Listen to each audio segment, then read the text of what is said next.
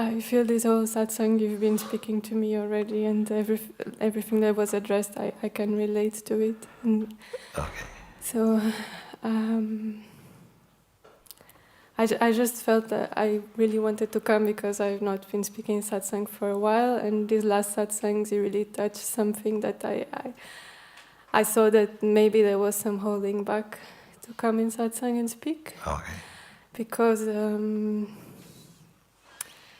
I can follow your guidance and even now also to confirm what you say in me.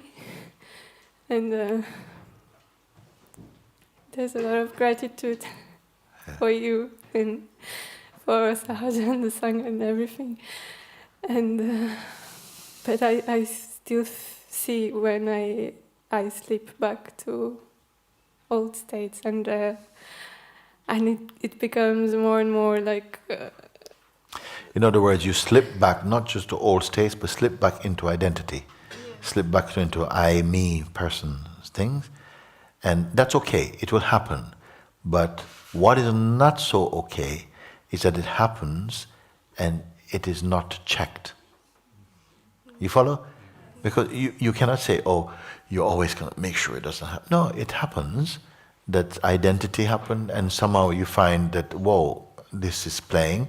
But now with a difference, that doesn't go very far before something gets, whoa, wait a second, but that's not true.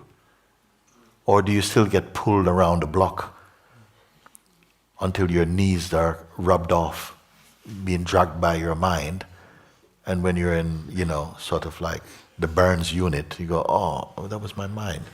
Or do you somehow say, no, but that's not... Are you finding that increasingly the duration of our delusions are shortening? Please answer me, please. Thank you. I need to hear from you that if this is true. Not expect what I ask. No, I want to hear.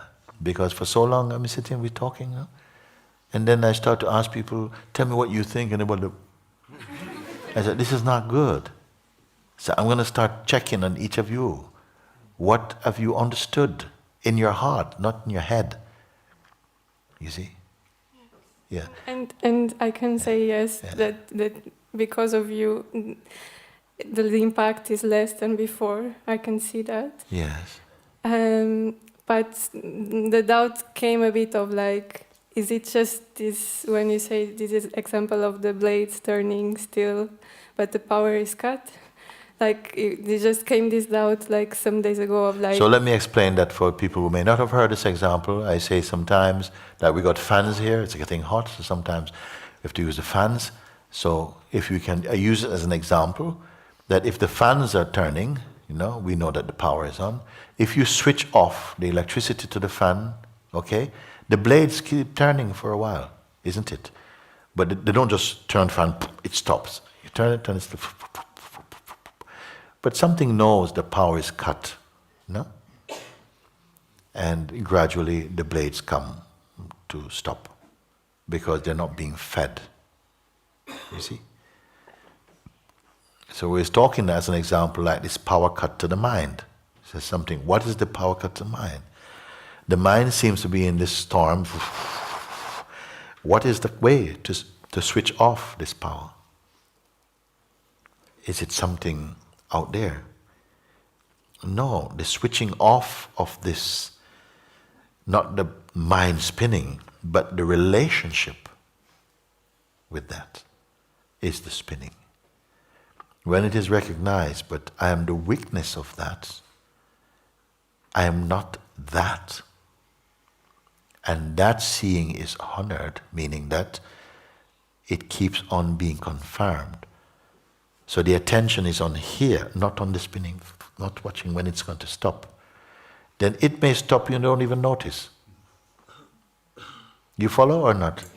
It may come to stop because your thing is not to turn the switch off a fan and wait and see when it stops. Something knows the power is cut.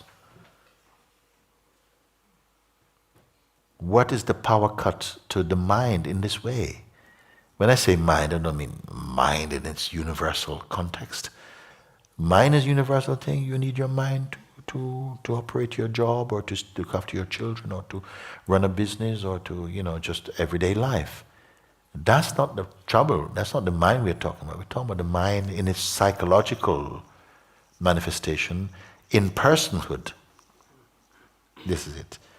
So whenever that comes, when you, the consciousness, in whom the mind is a function, gets so totally identified with your mind play, then things just they go into all strangeness.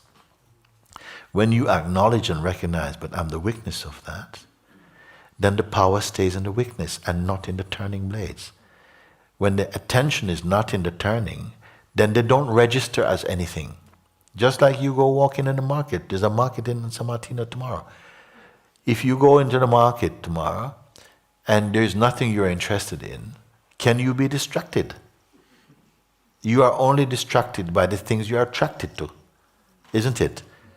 You don't have to overcome something that has no interest for you.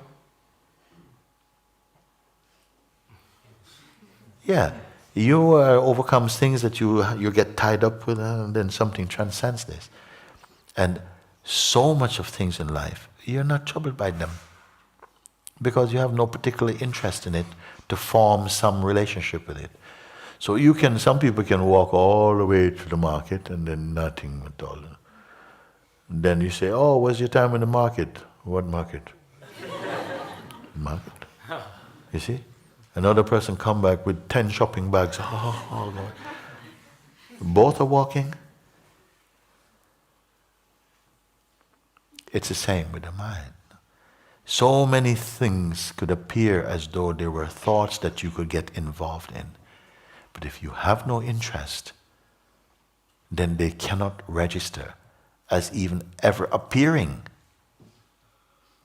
You see? So the things that keep coming up are things that are in relation to who? Consciousness? Is consciousness interested in the price of tomatoes today? It's more from mind, and of course from the regular day-to-day, that's okay to say, oh, the price of tomatoes have dropped and so on. It's fine, okay? It's not a life and death thing, but for some of us, the things of daily life is like life and death. Particularly the things that we are attached to. Would you agree or not, you see? If you're not attached to a thing, it's not going to trouble you that much. We are chiefly troubled by things we are attached to. Whether these things are things, or maybe a concept, or an ideology, or whatever. You see? So until or unless your mind say, this thing happened, experientially nothing happened. It is true that you feel what you feel, but it's not true that what you feel is truth.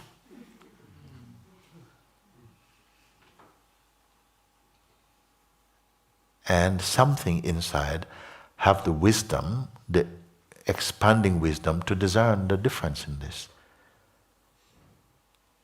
At a certain point, you will not have to go outside for reference for what is true. Your wisdom within you is naturally expanding in this way.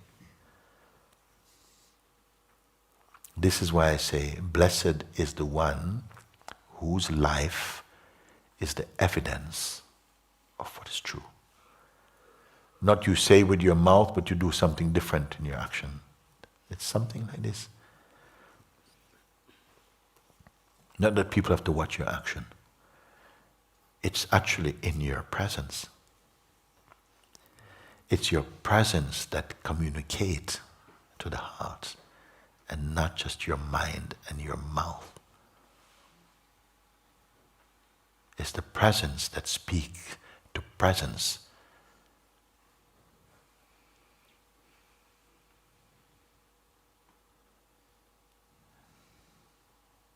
So the point for you is that the duration of distractedness or distraction is lessening as you are deepening in the understanding and the recognition of the truth you are.